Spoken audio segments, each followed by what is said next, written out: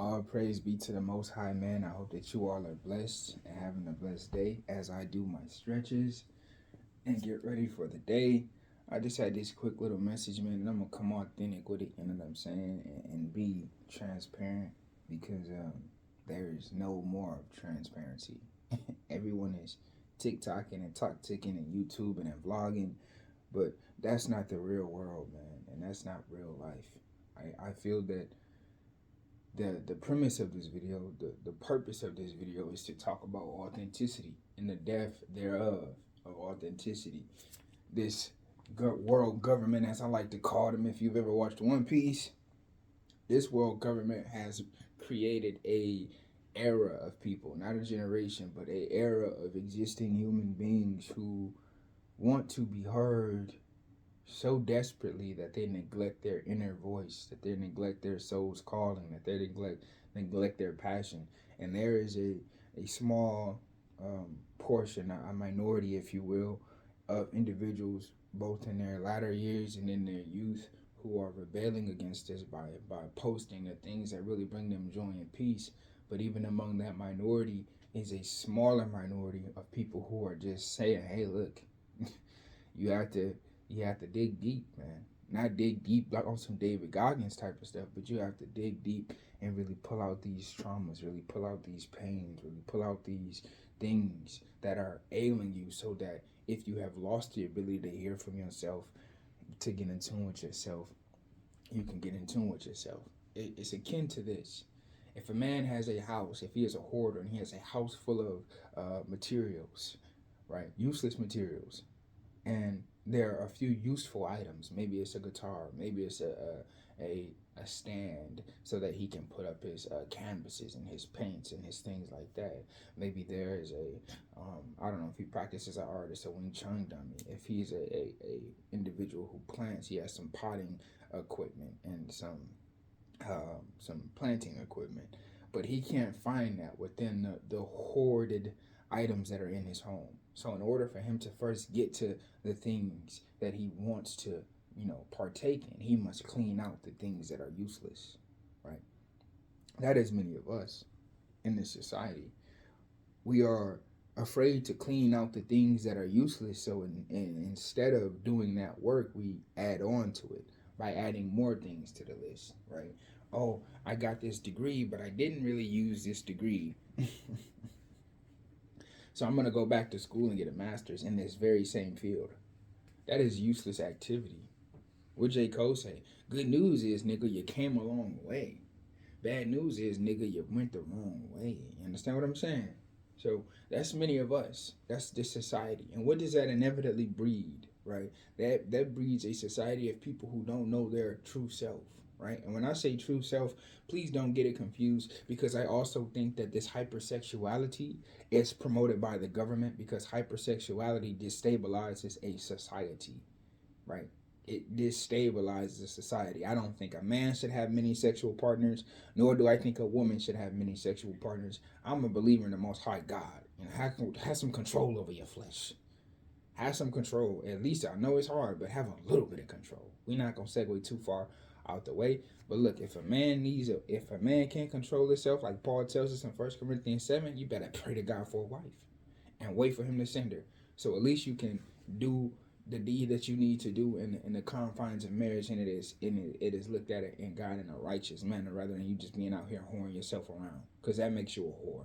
And that adds on to going back to what I said earlier about hoarding things. You can hoard things in the spirit, because all things happen in 3 dimensions: the mind, the body, the spirit. This house that I was speaking of is all a metaphorical house for the body, for the mind, and for the spirit. You see what I'm saying? When you hoard things in the fleshly sense, it has already began to pile up in the spirit.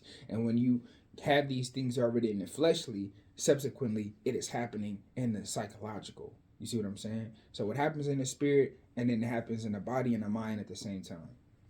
You see what I'm saying? So we have to take the time to clean these things out. And I think that is the part that scares a lot of people. There are very few people willing to actually do the work. Many people go to therapy. I've heard many of you all say, I go to therapy, I go to therapy. But are you doing the work that therapy requires? Are you doing the work that it requires? I didn't need to go to a therapist and analyze myself. I was just blessed that way. I just sat down and did all of the things that I learned from the military. With when people would come in and need to speak to the chaplain, I would just listen to my chaplain and say, "Oh, he said do this, this, and this. Oh, note that stuff down. I need to do this, and this. This is what I need to do." Some of us go to therapy. That's the first step to decluttering the mind, the body, and the spirit. But the second step is when you leave therapy, applying those things. And the third step is after you've applied those things once, apply it again. And the fourth step is after you applied it, the two times that you've applied it, sit down and reflect. And then the fifth step, or whatever step, my ADHD kicked in, I missed a couple steps, but the process continues and it continues and it shortens after a while. So maybe you just need to, instead of decluttering, maybe you just need to reflect. And instead of going to therapy, maybe you just need to sit down and reflect. You skip a couple steps because you've already done the bulk of the work. I.e., when you get all the junk out your house, you don't need to keep decluttering. Now you just need to maintain. That's what many of us are struggling in this society.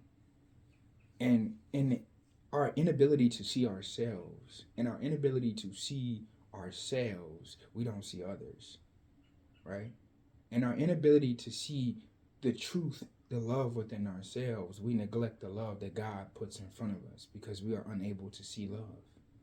How can I perceive something that I have never truly experienced? You do not experience love from another person. You experience love from yourself, and it is perceived and given to that person. I.e., when you go and see a movie, you can see a movie and it can be your favorite movie. Let's say Black Panther. You can go see Black Panther and Black Panther can be your favorite movie, but to another person, their perception of Black Panther is poor. Love is perceived. Somebody that you hate can show you love and you cannot perceive it. So you must be in a state of love. You must feel love first within yourself, which means you must do the things that love is conducive, or you must do the things that is representative of love. Right? Self-control, discipline, taking the time out of your day to check on yourself.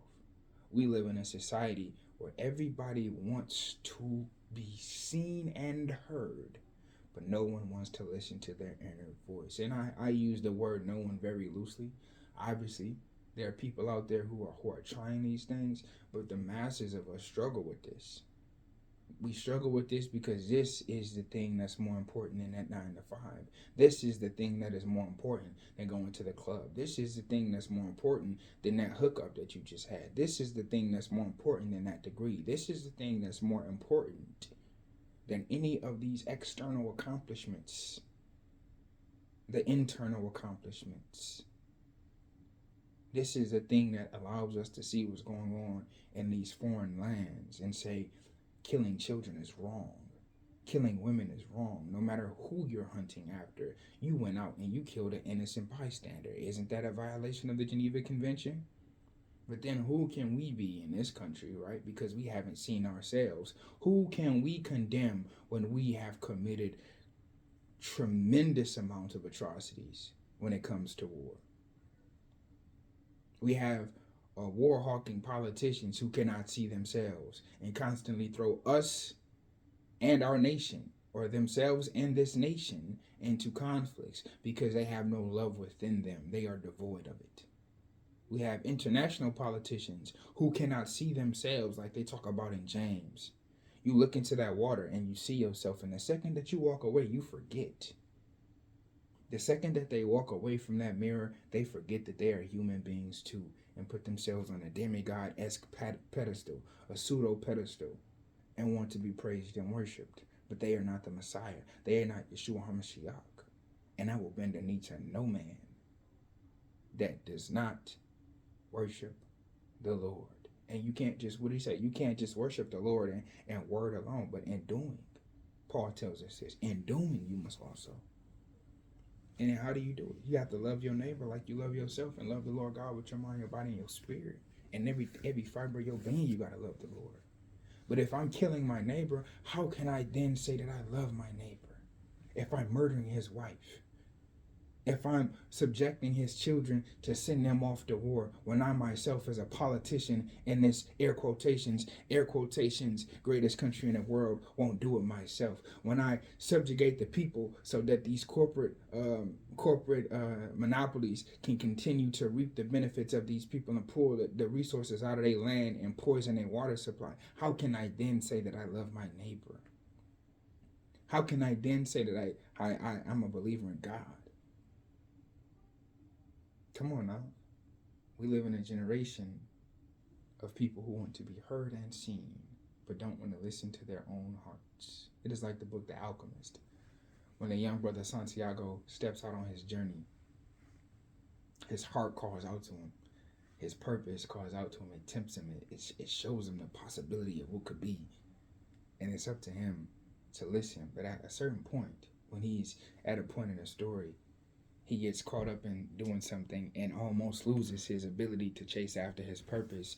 And I say all that to say this, as I put these long johns on because it's a little chilly out here today. I say all that to say this. There comes a point in a human being's existence where you will no longer be able to hear yourself, where you will no longer be able to hear your voice. And when that point comes, oh, woe is it sad to see a man, to see a woman, to see anyone who has lost the ability to know their self. Because it can happen. As Jean-Paul Sartre says, it happens subtly. I'm paraphrasing. It's like a breeze, like a leaf blowing at the wind is how subtle a man can lose himself. And when you lose yourself as a man, as a human being, both male and female, when you lose yourself, you think coming back from a low GPA is hard. You think winning the lottery is hard. You think getting that or getting that job at that corporation where they say the likelihood of you getting in is 1 in a million. You think that's hard. Try losing yourself. And if you do lose yourself, woe unto your soul. There's not a sadder thing out there, because we are watching. We are watching in real time, my people. We are watching in real time, my people who I love. I love all of you all. We are watching what it looks like when politicians lose themselves, when people who lean too hard on political ideologies lose themselves, when children are forced to lose themselves because of their parents' inability to notice them and give them love and that tenderness and that care. We are watching parents lose themselves when they work these 9 to 5s and don't have time to listen to their heart. We are watching the masses lose themselves in real time. And what is sadder than that? Because if a man loses himself, trust me, he will have no problem helping you lose yourself too. He will have no problem leading you to the slaughter when he himself has been slaughtered. Come on, man. We got to start a new thing out here, man. We got to, not the self-love, but we have to really take the time to get in tune with ourselves. It is imperative. And we have to really, as we're getting in tune with ourselves, we have to remind ourselves that there are billions of people on this planet, right? I believe what I believe. Y'all know what I believe. I'm not going to reiterate it because I keep reiterating it. I'm going to beat the dead horse, bring it back, beat it again like it's Lazarus. Yeah, I know what I believe, but at the same time, we still have to treat people with decency and respect, man. You understand what I'm saying? Don't lose yourself out here, man. Peace.